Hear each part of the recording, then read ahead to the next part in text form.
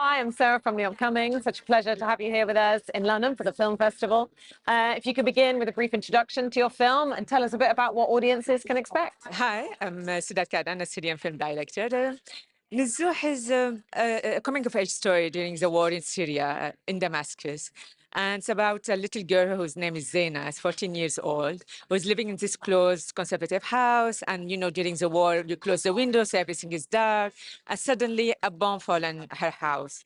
And what should be a tragedy, and it is in reality, is actually opening up the ceiling. And for the first time, she sleeps under the stars, and she meets the neighbor's boy, and she climbs out and she sees the outside world. So it's about finding hope and finding strength mid-war tragedy. So that's why the tone of the film is tragic comedy, dark humor.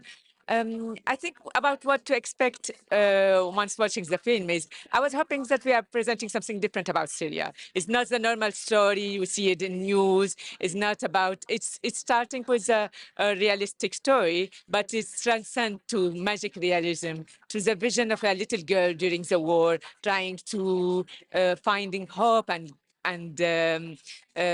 also POV of a child trying to getting over obstacles. Yeah. And tell us about the journey of making the film. What sort of challenges did you face along the way, but also what were some of your personal highlights? The most challenging thing is to make a film during COVID.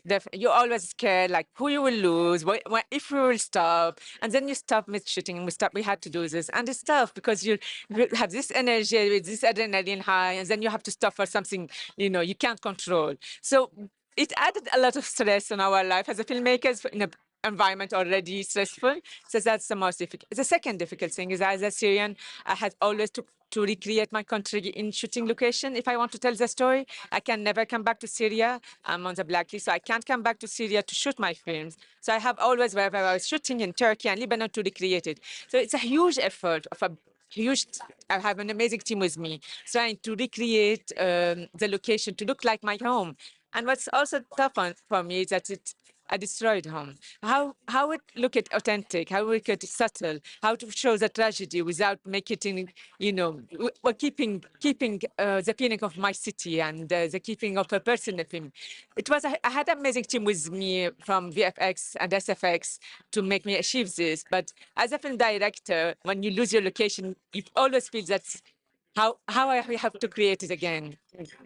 And in terms of your filmmaking style and your approach, do you think you have your own distinctive style? Is it influenced by other filmmakers? Where do you begin? We are filmmakers. We are influenced with each other. We watch. We start as a cinephile, as someone who loves film. I watch a lot of film.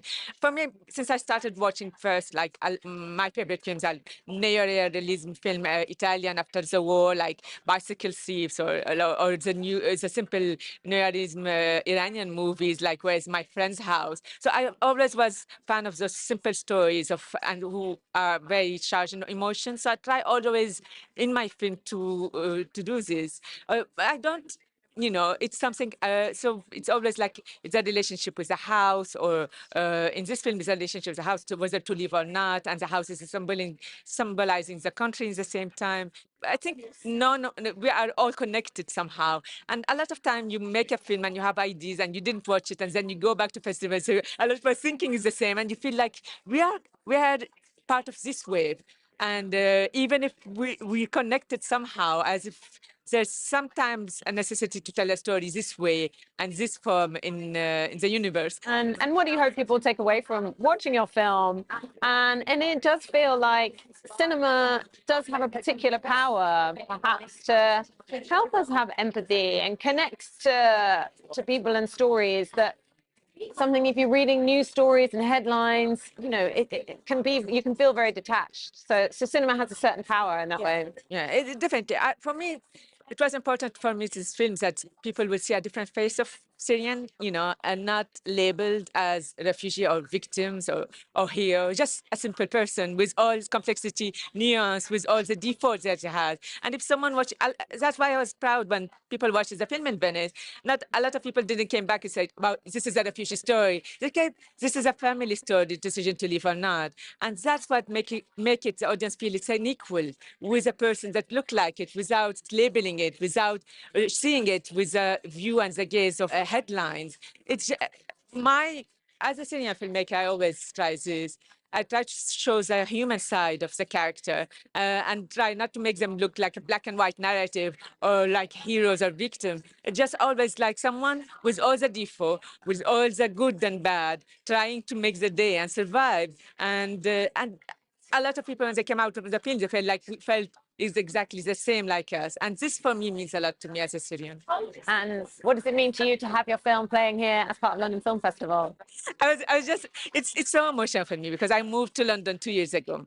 And this is my second time in London. But it's different when you present your film in a festival when you're moving from one city to another, while it's your own city now. So I'm so excited. The first time I'm based in London, I had to move from Syria to Lebanon because of war circumstances and the economical crisis in Lebanon. So I had to move here. And to show the film now in the festival, I was there before, and to the crew, the team, the friend, and the family, give it a feeling of coming back home. Oh. And do you know what you're going to be working on next? And how do you see the landscape right now, particularly for female filmmakers? Do you think there's enough opportunities? Do you still think we've got progress to make? Okay, I think definitely I'm working on a new project that I take time as a writer director to work on it. It takes years, so it's very early to talk about it. But definitely something based about my experience here in London, and so this is a little bit a hint about it. But I'm still working on it. I think as I think with as an industry, we need more women director, and I think we need more women in every corner of this industry. We need women in every like women journalists. We need women DOP. We need women editor, and this industry is still mainly a men industry, and we still, as a woman director, getting. I feel like still it's superficial, but it's in core of it, we still don't have the same equal chances of opportunities as work, as salaries, as big budget films, funding, financing, and can't be changed by one person or two person, and can't be changed by having only more women director. I think it need more women in everywhere, more executive producer, more commissioner woman, more in everyone, like in front of the camera and behind the camera, and woman critic, because there's certain expectation of how a film world should look like for a man, and a woman would see it differently. And I saw this in my film. We see how a woman critic would see the film differently than a man critic sometimes. And we need the balance. But we need both gaze. And that's why I think still a lot to be done in every aspect of this industry. 100%. I completely agree. Thank you so much for sharing that with us.